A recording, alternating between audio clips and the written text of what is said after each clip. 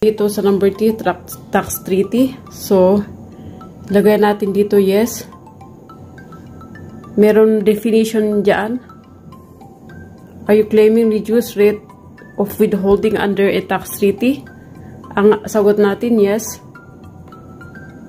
So, yan. Tapos, yung country ulit. Canada.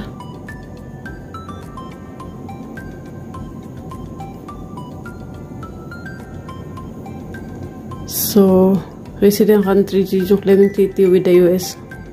Canada, yan. Higit natin yan. Ganyan lang. Tapos, ano pa dito? You may be exempt or have taxes withheld at reduced, blah, blah, blah. Their reduced rates and exempted vary among countries and specific income types. Select all that apply to you. You can claim any future income type that you may plan to earn from Google products. So, i-check natin. Anong sabi dyan? Such as AdSense. Magkano daw?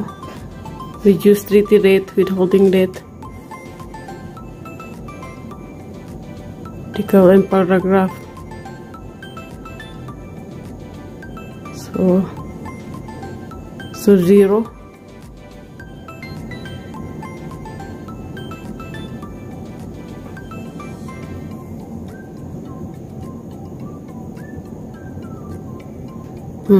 Hindi ko maintindihan ito.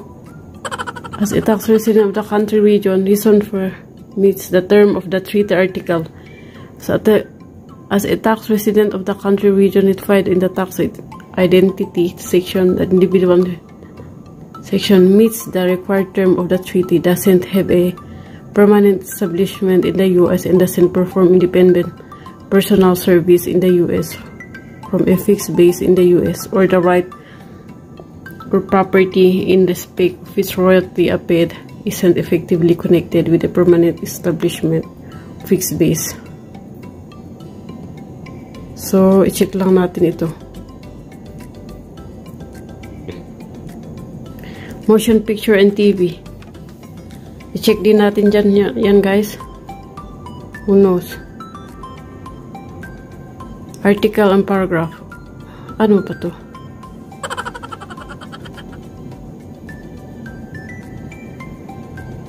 Okay, so ito na ulit tayo. Withholding rate, reduced treaty rate, default rate. So 10%. As a tax resident of the country region identified in the tax section, the individual identified in the tax. Same guys. The taxation meets the required terms of the treaty and doesn't have a permanent establishment in the U.S. or the right of property in respect of which the royalties are paid isn't effectively connected with a permanent establishment fixed base. So i-hit ulit natin yan. So, in-hit ko lang guys yung mga yung mga pinakamababa. So, sa number 1 sa service, sa AdSense, withholding rate, ang in-hit ko itong 0 reduced treaty rate. And then dito, kasi dalawa lang ang option, 30 tapos 10. So, in-hit ko yung pinakamababa. Yung 10%. And then we go to the next. Other copyright royalties as Play and YouTube Partner Program. So, hit natin ulit yan. So, meron na ulit tayong fill up dyan.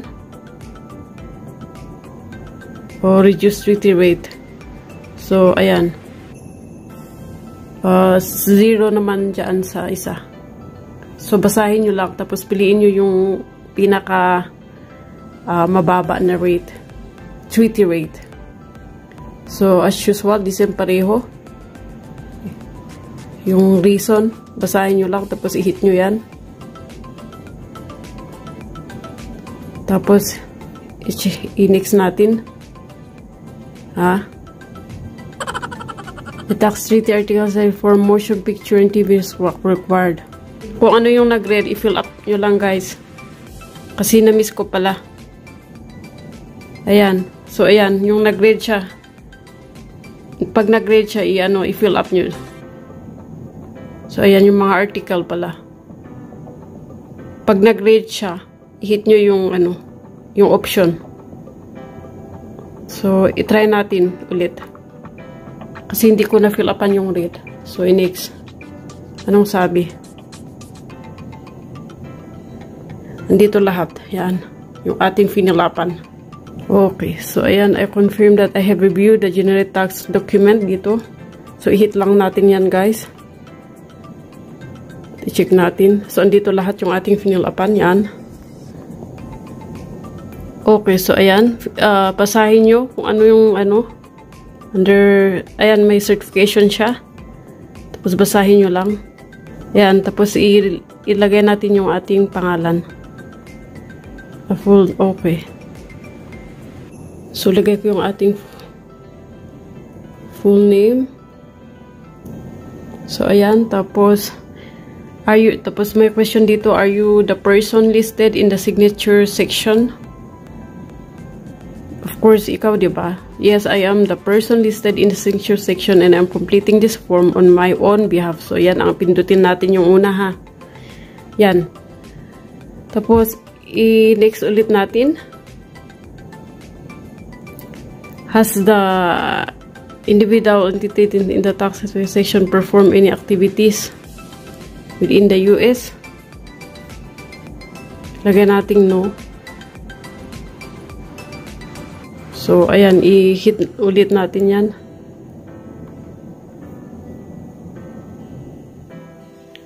So, sinasabi, I certify, in-hit ko no, yung no. So, ang sinabi, I certify that the services provided to Google will be performed solely outside the US. The labor or capital, including facilities, other tools used to provide such service will be physically located outside the US. So, yan. So, we are here at the last question. So, merong last dito. Are you providing tax info for a new existing payments profile that hasn't received payment or an existing payment profile that has previously received payments? So, ayan, mamili lang tayo sa dalawa dito. So, ito, pinili ko itong number 2. So, ito, ang number 2 ang piliin ko. I am providing tax info for an existing payments profile that has previously received payments. So, ayan yung i-hit ko. Tapos, ayan, i-hit natin ulit yan. So, ayan na yung last yata.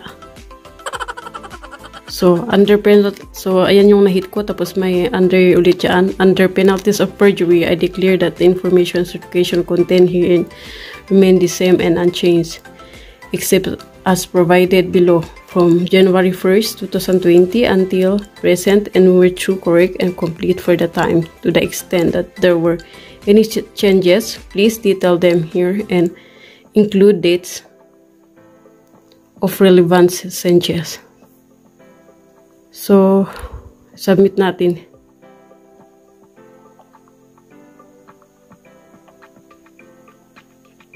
Mukhang naano natin. Pero yan yung gagawin pag nag-ano ka. Kasi kailangan kong i-refresh. So, ulitin ko guys. Pero yan yung aking gagawin pag ulitin ko ulit. I-refresh ko guys ulit. Okay guys. So, ayan. Inulit ko ulit. So, ayan yung lumabas. Kasi kailangan kong i-refresh. So, ayan. Yan yung lumabas. So far, okay na siya. So, ayan. Ganyan yung itsura. Pag nag-sign kayo sa form na yan. Yan. So, ayan. Diyan po nagtatapos. Thank you guys so much. And if you like this video, please don't forget to like and subscribe. Thank you guys.